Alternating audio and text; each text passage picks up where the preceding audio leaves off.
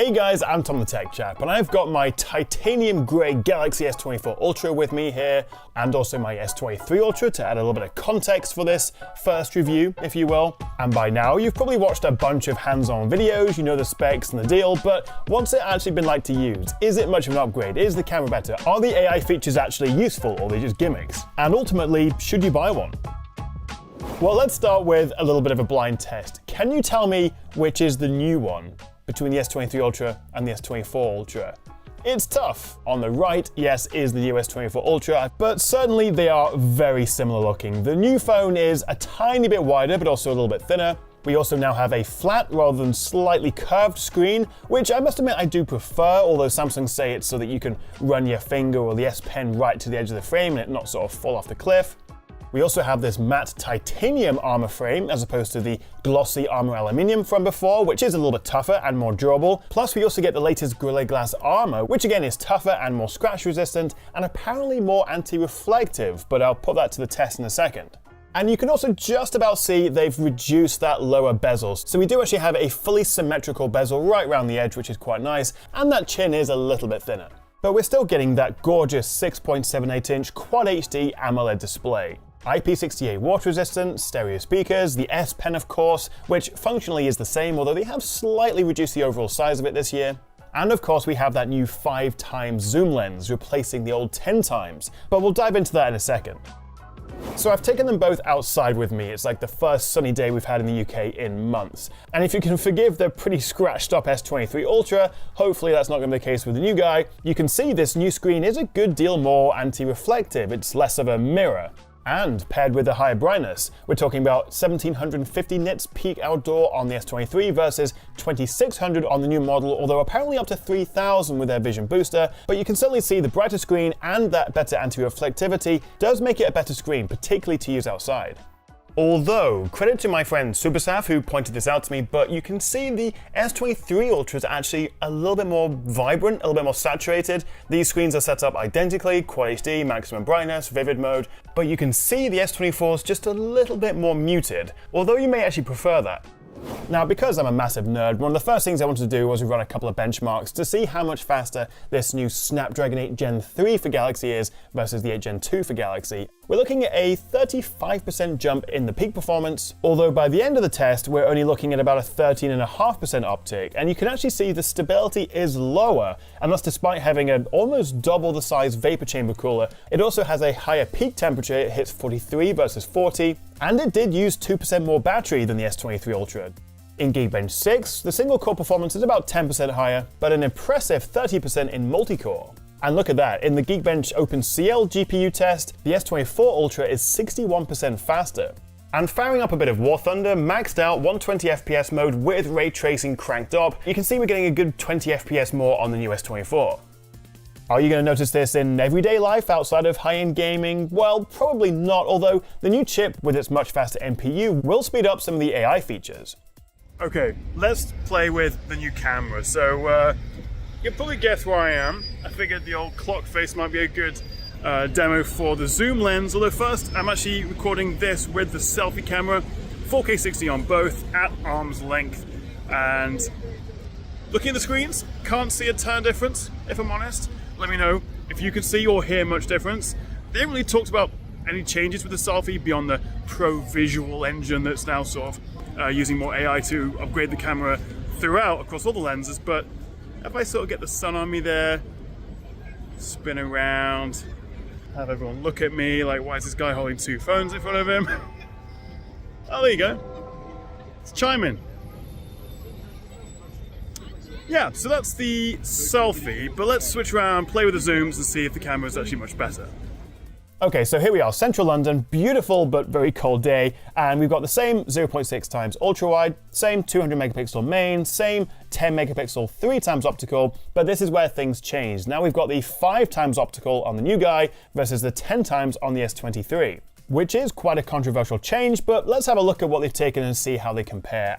And in good light, there isn't an awful lot between them. The main thing that strikes me though is actually the color, the white balance. You can see that the clock face of the Elizabeth Tower, Big Ben of course is the bell, this is the Elizabeth Tower, is white, as opposed to that bluish tint it has on the old phone.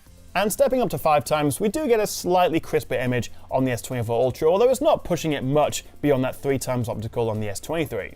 But this is where it gets interesting. 10 times zoom. We've got the native optical telephoto on the S23, and then we've got this sort of hybrid cropped in zoom of the 5 times on the S24 Ultra. Although at 30 times, there isn't a lot between them. Again, the color is the main difference. And actually, even if we go into the space zoom 100 times, they're still kind of oil painting-y. But certainly the differences seem to be less significant the further we zoom in. Let me show you a couple of other examples. And one theme, one pattern I am seeing is the S24 seems to handle dynamic range and colors a bit better. You can see here the S23 is a little bit blown out, it's a bit overexposed. And zooming into 10 times, there is a marked difference here in the detail, the quality. I mean, just look at this chap's face and his fantastic helmet. You can see a little bit more fine detail on his jacket on the older phone, but that just seems to be because the shadows have been raised too much, and it's not a naturally pleasing image. And you can also see with this lady's blonde hair that the highlights are a little bit blown out on the S23. It handles that dynamic range better on the S24. And again here, the new S24 is just doing a better job at pulling those shadows down, retaining detail, and not looking as washed out, and certainly not bringing in that blue tint that seems to keep cropping up. So it's not always vastly different, but I would say the S24 is a noticeable upgrade in terms of the camera.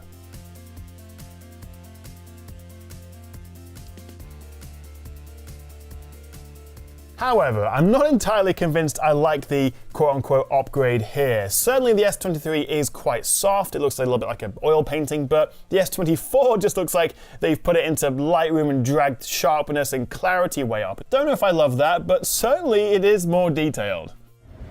Alright, so let's switch to video, and I'm recording the audio now on the phones internally, and I'll switch between them so you can just get an idea of how it deals with the London busy traffic and school kids around me. So this is shooting at 4K 30 on both. We've got Westminster Cathedral over there, and David Lloyd George hanging out, saying I should go that way, probably.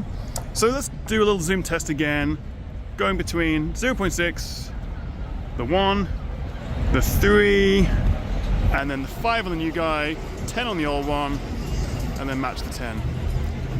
So this is a 4K 30. And still reasonably stable. And then punching back out. And then back in.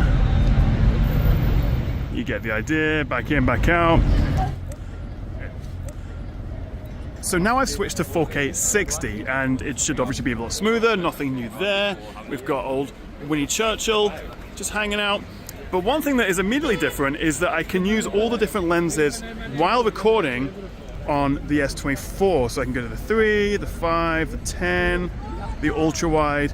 I can't switch any lenses once I start recording at 4K 60 on the S23. So as someone who does shoot a lot of 4K 60, because it allows you to make it slow motion in the edit if you're half the speed, I kind of like the smoother frame rate.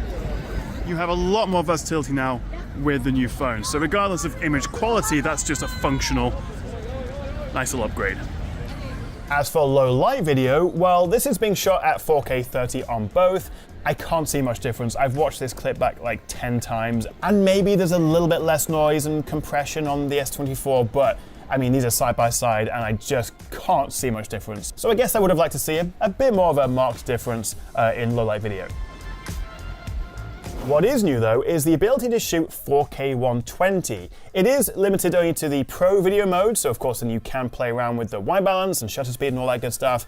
Stabilization definitely takes a hit at this resolution, but it does give you more options if you are a keen videographer, and I think it's the first time we have seen it on a smartphone. Now, one thing I really hoped they'd improved is the shutter lag, and I have good news. S23 on the left, S24 on the right, and it does seem to be quite a bit faster. What's interesting though is if we go to intelligent optimization, by default it's set to maximum, that's the amount of processing it does for the camera, but if we turn it to minimum, you can see it does speed it up on both phones, but still faster on the S24. But if we put it back to maximum, which it is by default and how you'd probably want to use it, it is a good deal faster now. And if I play the same clip again at half speed, you can really see the difference. And so now, versus the iPhone 15 Pro Max, they're a lot closer. I still think the iPhone's a touch faster, but I am very pleased to report that Samsung has improved the shutter speed with the S24 Ultra. Okay, it's too bloody cold to be out here. I've taken a lot of photos, but I want to try out some of the camera AI features. Let's head back home for that.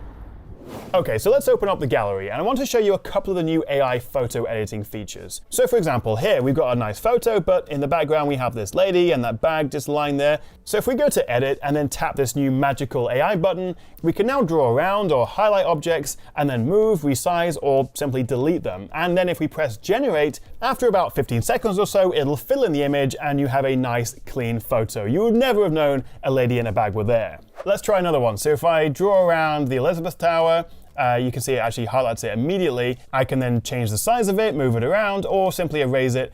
And as if by magic, it's completely gone, and now I'm pointing at the sky like an idiot. You can even straighten your image. So if you're a little bit wonky like I am, well, this photo is at least, you can rotate to either straighten it or, I don't know, make it even more wonky. And then as it says on the screen, it will fill in the missing pieces. Let me try one more. Again, my picture's a little bit skew-whiff there, so let's try and straighten it up. Quite a bit of background for it to fill in there. Press generate, let it do its magic and all its reticulating splines and all that. That's a pretty convincing edit. You wouldn't know. But my absolute favorite new AI feature, and the first thing I show my friends when they ask about this phone, is instant slow-mo. This uses AI to interpolate or create new frames. So even if you shoot a 30 frames per second video, just tap on the screen and in a second it will turn it into slow motion. It is pretty magical. And then you can open up the video in the editor and change the speed and the duration and then save a new clip. Although it's worth mentioning, a 30 FPS video can either be slowed to half or 1/4 speed, but a 60 FPS video can go down to 1/8 speed. And in the edit, you can have multiple slow motion segments, so you can do a little bit of speed ramping almost. This is also fun to play around with. If you open up the wallpaper menu from the home screen and then go to creative, you've got this new generative AI option. Other Android phones also offer this, but I do quite like the implementation on the S24 Ultra because rather than writing in a full prompt, you just fill in a few different options like a surreal castle made of chiffon in shades of pink and purple, or perhaps a painting of a lake and spaceships in a Baroque style. Perhaps just give it a few seconds to work its magic, and that's pretty cool. I think I might actually use that as my home screen wallpaper. What do you think? Samsung's also very proud that they are the first to implement the new circle to search from Google. Long press on the home button, or if you're using gestures in this case, just the bottom of the screen like that. You'll get this fancy animation and then just draw around anything you want to search. Let's see what happens if I draw around myself. Okay, all right. Let's try again from my Instagram profile. See if it picks up anything. Oh, it's picked up clicks. Clearly I'm not important enough. This phone is rubbish, don't buy it. I'm also really pleased to see Samsung now offering 7 full OS updates, 7 years of Android, which is way beyond everyone else, so hopefully they all start to catch up because this is the kind of support we want. The only downside is it's very expensive. We're talking £1,249 or $1,299, and that gets you 12 gigs of RAM, 256 gigs of storage. So what do you think so far? Are you impressed by the new S24 Ultra? Have you pre-ordered one? Are you going to get one for yourself, or not convinced? Let me know what you make of this in the comments. But so far, I'm having a really good time with this. I really like the brighter, more anti-reflective screen. The performance is obviously quite a bit better, although you don't really get to notice it that much. But certainly with the AI features, I do find myself using it quite a bit. However, Samsung has said that these AI features will also be coming to the S23 series later in the year, in the first half of 2024. So if you already have an S23, then it's one less reason to upgrade. But if you are on an S22 or anything older, then I reckon this could be worth the upgrade. Thank you so much for watching, guys. Hit that like and subscribe button if you enjoyed my first review, and I'll see you next time right here on the Tech Chat.